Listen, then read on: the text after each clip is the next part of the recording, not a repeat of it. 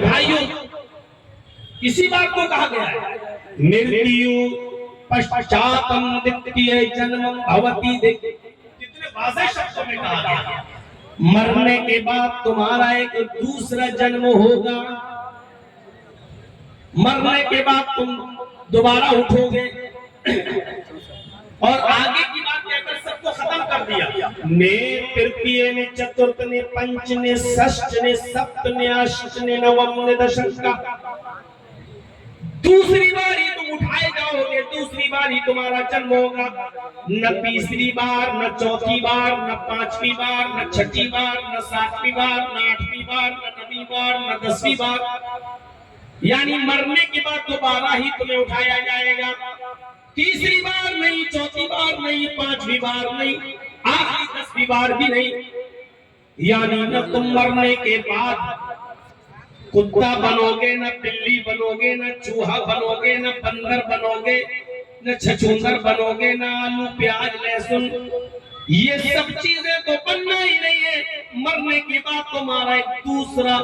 جیون ہوگا دوبارہ زندگی دی جائے گی یعنی تمہیں تمہارے وجود کے ساتھ اٹھایا جائے گا اسی کو قرآن میں کہا ہے أَلَمْ يَكُ نُطْفَةً مِّن مَّنِيٍّ يُمْنَىٰ ثُمَّ كَانَ عَلَقَةً فَخَلَقَ فَسَوَّىٰ فجعل منه الزوجين الذكر والأنثى أليس ذلك بقادر على أن يحيي الموتى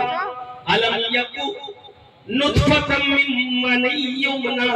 اے انسان کیا تو یہ سمجھتا ہے کہ تجھے بغیر حساب و کتاب کے یوں ہی چھوڑ دیا جائے گا ارے اپنے وجود پر اپنے شریر پر اپنے استعداد پر غور کر کیا تو شروع میں منی کا قطرہ نہ تھا کیا تو ایک حقیر پانی کی بوند نہ تھا جو تیری ماں کے پیٹ تک پہنچائی گئی جو رحم مادر تک پہنچائی گئی پھر اسی منی کے قطرے سے اسی حقیر پانی کی بوند سے اللہ نے تیری ہڈیاں بنائی اسی سے گوشت بنایا پھر ہڈیوں میں گوشت ڈالا اللہ نے تجھے پناہ سبا کر درست کیا أَلَمْ يَكُ نُطْفَةً مِّن مَّنِيٍّ يُمْنَىٰ ثُمَّ كَانَ عَلَقَةً فَخَلَقَ فَسَوَّىٰ گوشت کا لوتھڑا بھی بنایا جمع ہوا خون بنایا گوشت کا لوتھڑا بنایا ہڈیاں بنائی گوشت بنایا ہڈیوں میں گوشت ڈالا آنکھیں بنائی دماغ بنایا چہرہ بنایا دل بنایا ہاتھ بنائے پیر بنائے فخلق فسوا تجھے بنا سوا کر پورا انسان کی شکل میں تجھے باہر لے آیا اتنا ہی نہیں فجعل من الزوجین الذکر والانثى تیری ماں کے پیٹ ہی کے اندر اس نے مرد بھی بنا دیا عورت بھی بنا دیا مذکر بھی بنا دیا مؤنث بھی بنا دیا لڑکا بنا دیا لڑکی بھی بنا دیا او میرے بندو جب میں یہ سارے سکتا ہوں اس پانی کی ایک حقیر بوند سے اس پانی کی ایک ذلیل بوند سے ہم جب یہ سارے کے سارے کام کر سکتے ہیں رحم مادر میں ہم اس کی ہڈی بنا سکتے ہم اس کا گوشت بنا سکتے ہم ہڈیوں میں گوشت بنا سکتے ہم آنکھیں بنا سکتے ہم دل بنا سکتے ہم دماغ بنا سکتے ہم بھیجا بنا سکتے ہم ہاتھ بنا سکتے پیر کے ناخن اور ہاتھ کے ناخن بھی بنا سکتے اور ہاتھوں کی انگلیوں کے پور بھی بنا سکتے ہم اس کے نشان بھی بنا سکتے جب یہ سارے کام ہم کر سکتے تو آئے میرے بندو تم ہی نرنے کرو فیصلہ کرو الیس ذالک بقادر علی ان یحیی الموتى تو کیا وہ اللہ انسان کو اس کے مرنے کے بعد دوبارہ پیدا نہیں کر سکتا کیا دوبارہ جیوت نہیں کر سکتا کیا دوبارہ اس کو نہیں اٹھا سکتا بقادر علی ان یحیی الموتى کیا دوبارہ زندہ نہیں کر سکتا یحیی کا معنی تو یہی ہے کہ کیا وہ انسان کو مرنے کے بعد مٹنے کے بعد گلنے اور سڑنے کے بعد کیا وہ انسان کو دوبارہ جیوت نہیں کر سکتا ارے جب تم تھے نہیں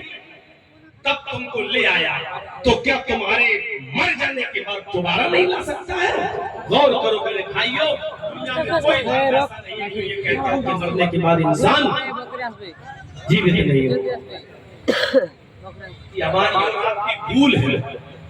ہم اور آپ یہ سمجھتے مرنے کے بعد اب ہم اور آپ جیوت نہیں ہوں گے، مرنے کے بعد بس مر گئے، سڑ گئے، گل گئے۔ تصور کریے میرے بھائیوں، ہم میں اور آپ میں کتنے لوگ ایسے ہوں گے جن کے ماں باپ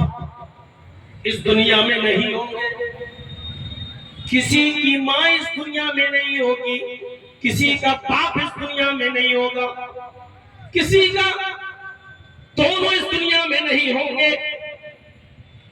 آپ یہاں بیٹھ کر جلسہ سن رہے ہیں، کیا کبھی آپ اپنے باپ کی قبر پر جا کر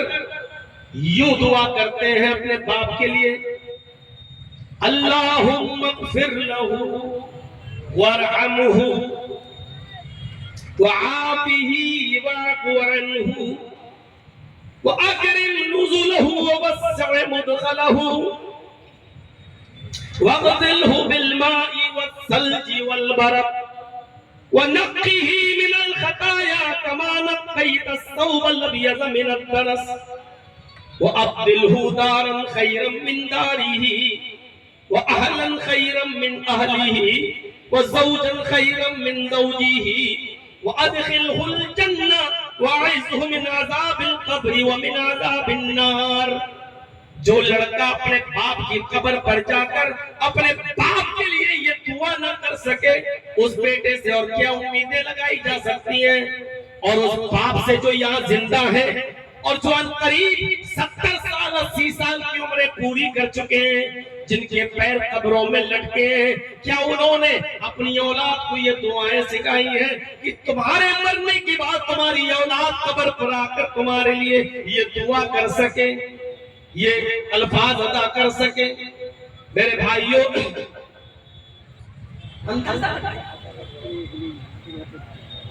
قبر کے پاس کھڑے ہو کر کہو اللہم انہو فی ذمتک وحبل جوارک فقی من فتنة القبر وعذاب النار وانت اہل الوفاء والحق فاغفر له ورحمه انك انت الغفور الرحیم۔ یہ دعائیں بتلا رہے ہیں محمد رسول اللہ صلی اللہ علیہ وسلم۔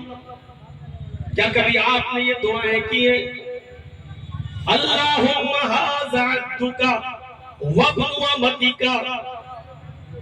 احتاج الى رحمتک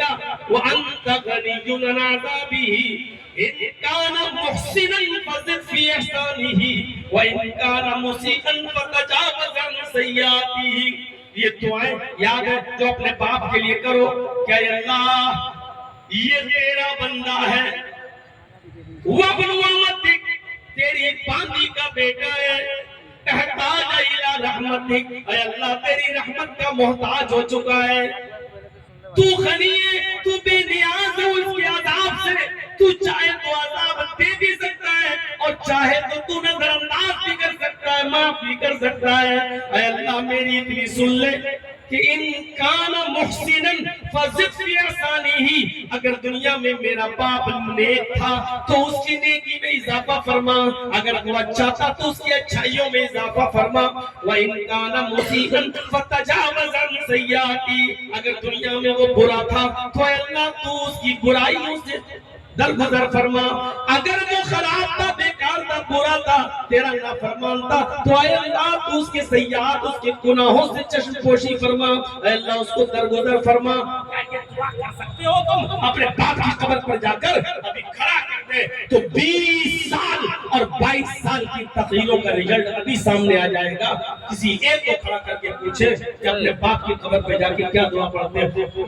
اللہ میرا باپ کو بخش دے، اللہ تم کو جنت دے۔ یہی تو آپ اپنے الفاظ میں کرتے ہو نا۔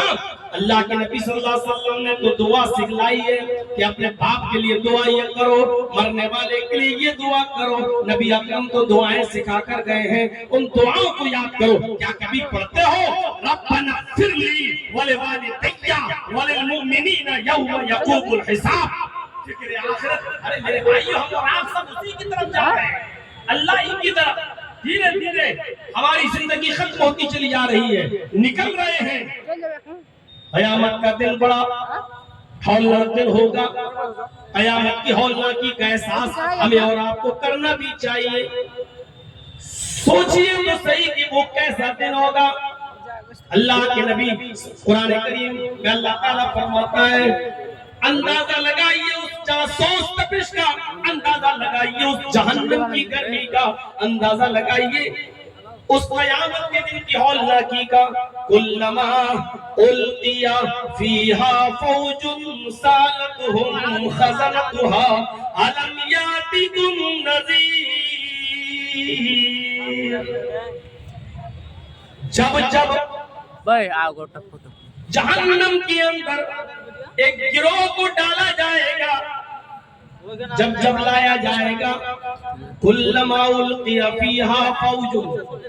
جب کسی گروہ کو فوج کو جہنم کے قریب لایا جائے گا اور ڈالا جائے گا جہنم کے اندر، سالتہم خزنتہا،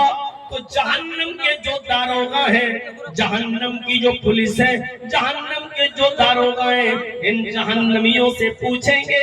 الم یاتکم نذیر، کیا تمہارے پاس کوئی ڈرانے والا نہ آیا تھا؟ کیا تمہارے پاس کوئی اللہ کا رسول نہیں آیا تھا؟ کیا تمہیں اللہ کے عذاب سے کوئی ڈرانے کے لیے نہیں بھیجا گیا تھا؟ کیا تم نے اس کی باتوں کو نہیں سنا تھا؟ یا تمہارے پاس کوئی ڈرانے والا ہی نہیں آیا؟ یہ جہنم میں جلتے جائیں گے، کھالیں چھلستی جائیں گی، لیکن چیختے ہوئے جنت کے داروغہ سے کہیں گے ہاں یا قلنا بلا، آیا تھا، ایسا نہیں ہے، آیا تو تھا، فَكَذَّبْنَا وَقُلْنَا مَا نَزَّلَ اللَّهُ مِن شَيْءٍ إِنْ أَنْتُمْ إِلَّا فِي ضَلَالٍ كَبِيرٍ. ہمارے پاس ڈرانے والے تو آئے تھے،